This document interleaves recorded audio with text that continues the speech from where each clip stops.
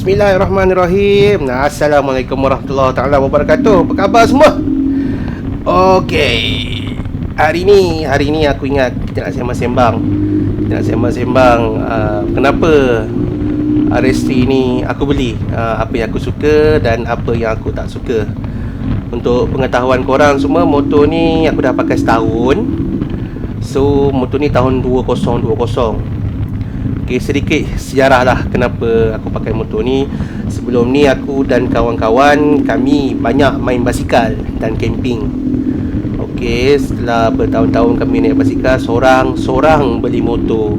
Ada yang beli Versys, ada yang beli Z250, ada yang beli CMC. So tinggal aku seorang, tak ada motor. Masa tu aku duk pinjam motor adik aku je, Yamaha FZ150i tu. Okey, jadi sebelum ni motor ni pada aku hanyalah kenderaan untuk bawa aku daripada point A ke point B. Jadi aku jarang lah anggap motor ni sebagai hobi ride apa semua tu memang tak ada lah. Tapi dulu zaman-zaman belajar dulu pernah lah ride pergi Teluk Batik kan, yang jalan macam tu. So bila semua dah pakai motor, so aku pun kenalah ada motor juga kan. Jadi motor apa yang aku nak beli? So bila aku tengok internet, aku memang minat motor touring lah dari dulu lagi. Motor super sport ni kurang lah, motor yang ada box apa semua ni. So bila tengok ni motor-motor ni memang berkenan di hati, BMW GS Adventure. Tapi harga dia Masya Allah, terima kasih meninggal. Kalau aku dah kaya nanti, korang doa aku kaya, mungkin aku beli-belilah, InsyaAllah. So KTNS ni bila aku tengok yang version 3 ni, ni kira version 3 lah, lampu facelift macam BMW ni, cantik betul. Aku tak fikir banyak dah, aku pergi dekat showroom, aku try duduk. Jadi kaki aku ada problem tau, kaki aku tak boleh lipat habis. Jadi bila aku duduk dekat motor ni, kaki aku 90 darjah boleh duduk, selesa, aku terus beli, tak cakap banyak. So begitulah sejarah macam mana aku boleh dapat menggunakan motor KTNS RS3. Okey. Jadi so far motor ni laju ke tak? Okey, tuan-tuan dan puan-puan di luar sana yang masih lagi belum memiliki ataupun nak memiliki motor ni, motor ini antara motor 250cc yang paling perlahan. Okey, motor ni memang tak laju. Dia boleh capai kelajuan GPS lebih kurang 127 ke 130 km sejam. Dekat meter dia mungkin 1516 lah. Jadi untuk jalan dalam, untuk jalan kona-kona macam sekarang ni, memang perfect, memang cantik. Dia ada power, dia ada pick up, dia boleh pergi. Tapi dekat highway, kita akan mula terasa betapa underpowernya motor ni. Okay, bukan kita nak laju pun, tapi kadang-kadang kalau kita bergerak jauh, kita perlukan the speed tu. Okay, korang bayangkan cruising speed yang best dekat highway biasanya 1415. Okay, jadi kalau motor maksimum penggunaan masa tu dah 1415, berapa lama sangat boleh tahan enjin dia. So kalau korang gini nak travel jauh, makan distance apa semua, carilah motor mungkin 650 ke 1000cc. Kita bukan nak yang kelajuan 19-200 km sejam tu, tidak. Tapi kita nak motor tu dia cruising speed dalam keadaan selesa, tak memerang orang tak memerang pula. Okey, dia tak orang kata full throttle tau. Okey, jadi itu dari segi kelajuan. Tapi jalan kampung, dalam town macam ni memang best. Lepas tu motor ni selesa ke tak? Motor ni selesa tuan-tuan, selesa duduk, selesa pegangan tangan, selesa bahu, selesa. Dia tak ada stres tau dekat kau punya pegangan tangan, sebab dia duduk tegak. Tapi dia tidaklah selesa skuter. Skuter ni kita serba tahu, dia adalah motor yang paling selesa dalam dunia lah, senang kata. Dia punya kursi tu macam kursi office. Kalau kita bagi skala 1 paling tak selesa, 10 paling selesa, motor jatuh mungkin nombor 6 lah, nombor 6, nombor 7 macam tu. Jadi boleh ride jauh dengan motor ni, tak ada masalah. Lepas tu motor ni boleh off-road ke? Sebenarnya motor ni suspension dia bukanlah suspension untuk off-road.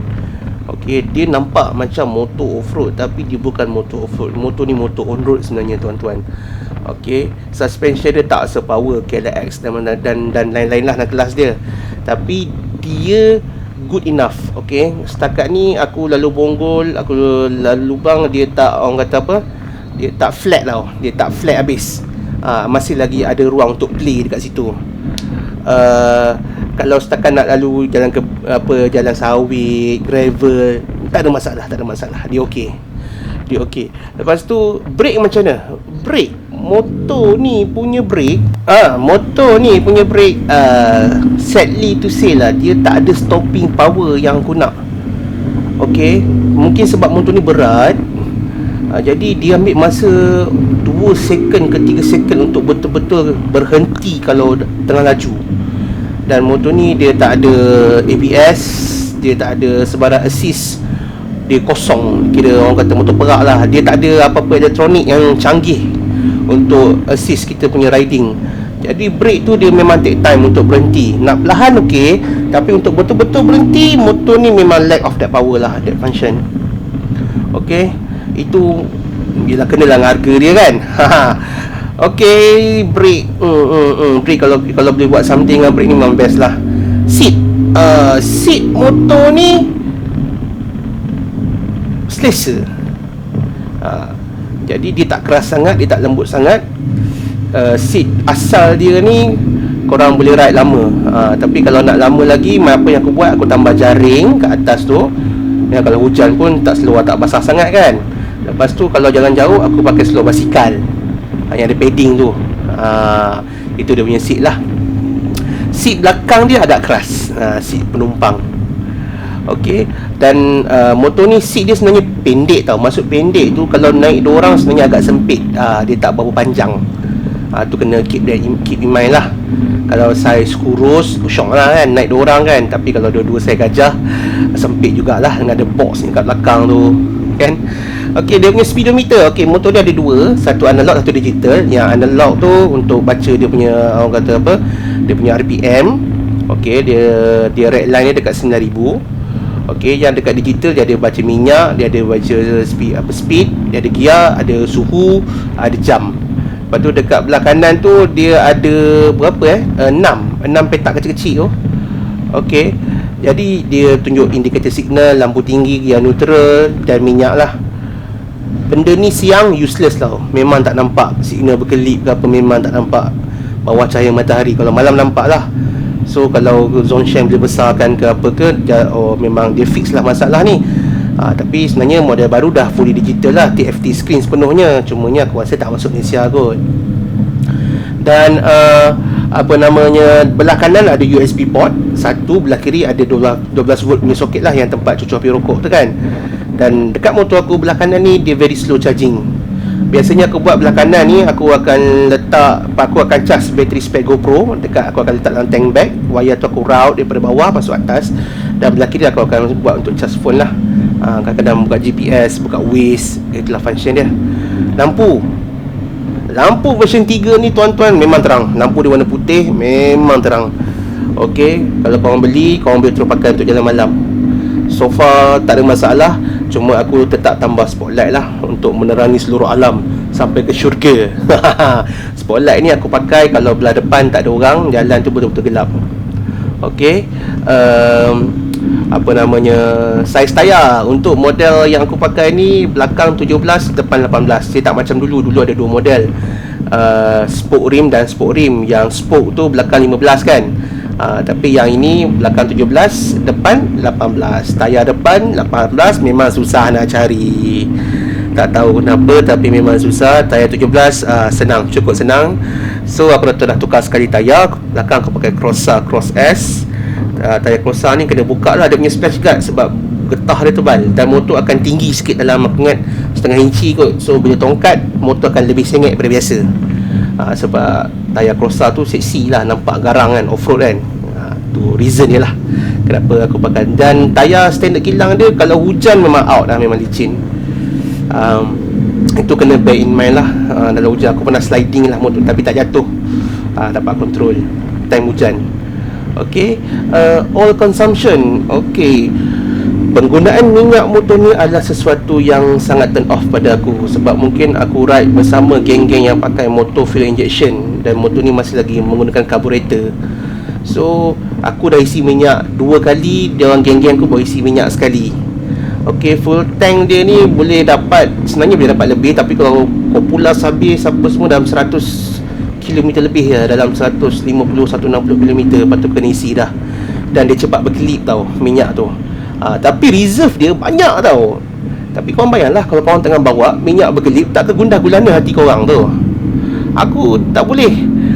Memang jenis isi full berkelip, isi full berkelip. So kalau lah aku boleh buat masuk injection punya kit dan salin dalam ni, mungkin minyak lebih jimat kot.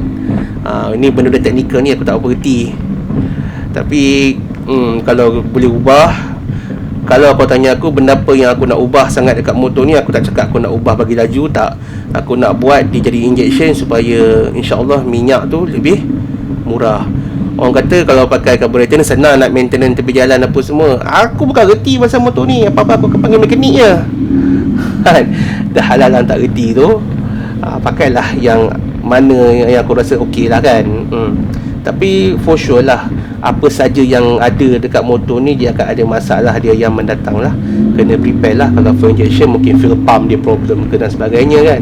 Carburetor ni mungkin nanti masalah jarum dia rosak ke apa ke. Jadi benda tu kena take in mind lah.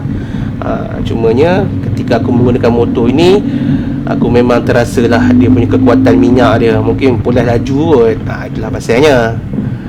Okey, servis. Okey, setakat ni motor ni aku sentiasa menggunakan fully synthetic. KTNS dia syorkan guna minyak iPhone 15W50.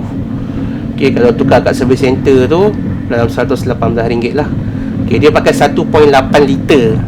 Tapi kadang-kadang aku buah 2 liter je. Tapi ada juga mitos mengatakan kalau bubuh minyak 2 liter ni penuh 2 botol, kalau nak free gear tu jadi keras. Jadi aku pernah kena tahu gear nak free, nak keras, nak tukar keras. Lepas tu saat aku balik daripada trip Terengganu, motor aku dia bunyi bising, dia bunyi dekat bahagian gitu macam ada nak jatuh. Lepas tu dia berlaga-laga. So disebab ketika motor masih lagi ada warranty, aku hantar dekat KTNS dekat Sepang 4 tu, dia tukar bearing crankshaft. Itu jelas sekali problem major yang pernah aku hadapi. Tapi ketika bunyi tu, aku ada kat Terengganu ni, redah je pantai balik rumah ke Perak. So terbuktilah ketahanan enjin ni sebenarnya. Walaupun dia ada ni, kalau kita nitpicking lah kan, memang banyak benda yang kita boleh komplain. Tapi so far motor ni boleh aku kategorikan sebagai motor yang lasak. Okey, box motor ni kalau korang beli yang versi baru ni, dia offer 2 box kecil yang plastik tu dengan box aluminium. Okey, jadi box plastik ni pada aku totally tak ada kualiti lah. Okey, dia sekadar ada box sahaja. So apa yang aku buat, macam kebanyakan owner lain, aku punya motor ni pun pakai box kecil. Mula-mula aku tukar box aluminium dekat atas 45 liter. Memang cantik pasang apa semua, tapi berat. So aku sembang dengan kawan aku ni, dia pakai box plastik, box GV. Kita swap nak, tanpa berfikir banyak, kami terus swap box ni. So bila aku pakai box plastik, dia lebih ringan dan aku lebih bahagia. Walaupun rupa dia tu jadi kurang cantik, tapi functionality lebih penting pada rupa lah. Itu pada akulah. Power motor ni boleh mendaki. Okey, panjat genting tak ada masalah.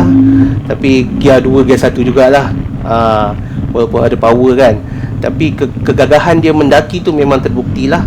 Okey, aku motor ni keluar 3 hari aku dah naik Kuala Lumpur. Memang sedap. Speed, kita dah sembang tadi, speed jalan dalam okey, jalan highway itulah kan. Tapi so far aku happy dengan motor ni. Aku akan sentiasa pakai motor ni. Kalau aku upgrade motor pun, kemungkinan aku takkan jual motor ni lah. Kemungkinan lah kan, kita tak tahu hari yang mendatang tu macam mana. Jadi kepada korang yang nak beli motor ni, jadi korang fikirlah sesuai ke tidak. Try naik motor member yang dah ada motor ni, tanya orang-orang. Okey, kalau tanya comparison motor ni dengan motor ni mana lagi okey. Kalau kau tanya aku akan cakap motor ni okey lah sebab aku ada motor ni. Jadi motor ni selalu di compare dengan motor Benelli TRK 251. So dia orang dalam kelas yang sama lah.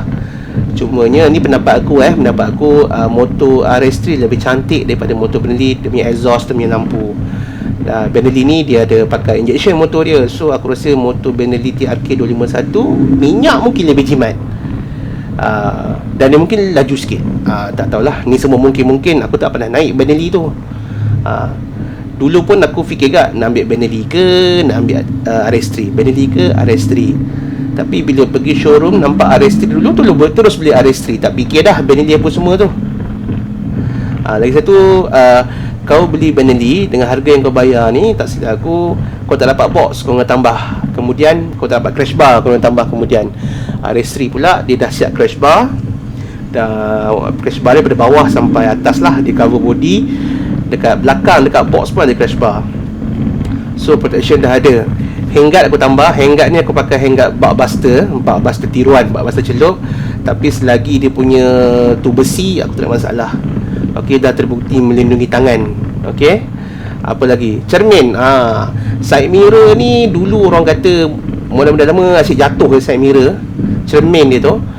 Jadi yang version 3 ni aku dah pakai setahun, motor ni tak jatuh-jatuh lagi. Mungkin dia dah fix lah benda tu. Apa benda lagi dia dah fix dekat motor ni? Tongkat. Tapak tongkat motor RS ni kecil tau. Jadi bila kau tongkat dekat tempat tanah lembut, dia akan benam. Walau bagaimanapun, model yang terbaru, model version 3, dia dah atasi masalah itu. Dan tapak tongkatnya dah jadi besar. So motor carburetor ni pagi-pagi susah nak start tak? Aku tak tahu motor lain, tapi motor aku, amalan dia, aku akan tarik choke, aku akan tarik clutch, dan aku akan start motor. Jadi dia selalunya ambil masa, ambil 2 atau 3 kali try, dia dah boleh hidup. Cool start lah orang panggil, cool start. 2 kali dia dah hidup dah, tak pernah lagi ada masalah. Okay, bateri aku tak tahu lagi, tak pernah tukar sebab motor baru setahun. Selalunya 2 tahun lebih dah kena tukar bateri lah. Rasanya itu saja kot yang boleh aku sembang lah pasal motor ni, apa yang terlintas di fikiran aku. Kalau korang ada apa-apa nak tanya, korang tanyalah dekat komen bawah tu. InsyaAllah aku jawab. Kalau aku tahu, kalau aku tak tahu, aku cakap aku tak tahulah. Jadi benda-benda ni kita boleh cakap benda kita tahu je kan. Nak reka-reka pun tak boleh, sebab motor kan beli hari-hari, dah beli tu kena pakai lama. Betul tak? Okay, aku rasa sampai situ saja. Jadi korang jangan lupa like, share, komen, subscribe, semua benda tu lah. Kita jumpa lain kali, okay? Assalamualaikum.